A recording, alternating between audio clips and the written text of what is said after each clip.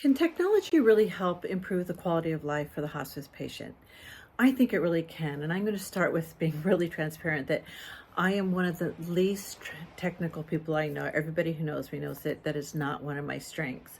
Saying that, I do know that it can really improve the quality of life.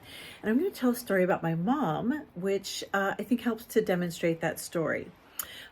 So my mom, her greatest value in life and her comfort came from her independence or her sense of independence.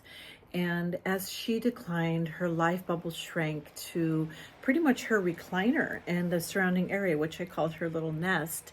And she was there for pretty much the last 6 months of her life. The first thing I did, which took some convincing, was I bought her a tablet, like an iPad or whatever tablet, and she wasn't willing to pay very much money, so I just got it for her. But she very quickly saw the value of it.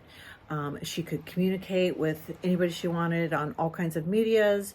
She could order her groceries, which she loved picking out her groceries and then have them delivered to her neighbors because she couldn't go to the door to get them. And her neighbors were really great about bringing them in for her, putting them away. And so she really got that quickly. And then she was always complaining to me, like, leave the light on, turn the light off, turn the light off. So we went, one of the younger neighbors and I went and got all those fancy light bulbs and one of those little Google Docs or whatever Alexas that you can get, and she could just ask it any question and give her an answer. She loved that. And then by putting in light bulbs throughout, she had control of the light bulbs throughout the whole house, which was very important to her.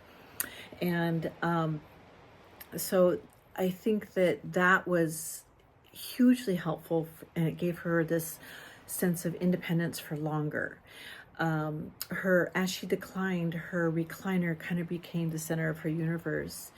And my mom, like so many of us, she wasn't willing to hire caregivers and have strangers come into her home. And she had this wonderful neighborhood and they really rallied around her. And I think that neighbors are this huge resource that sometimes go unused. But her neighbors were great. They would take turns coming in. They'd bring her meals. They'd get her coffee pot ready. They'd check on her. And then we had a text thread called Gma, which was, the neighbors called my mom Gma. And then everybody knew who was doing what, when they were doing it, how she was doing.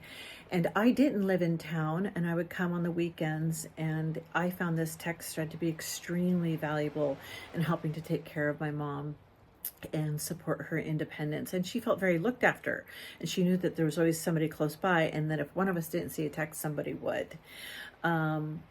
So I could, and also the thing is, I could, with technology, I think it's a very big cue to know when somebody's starting to transition into their dying processes, because that's when they start drifting away from their phones, their iPads, their technology. You know that things are changing then, and that was true for my mom as well.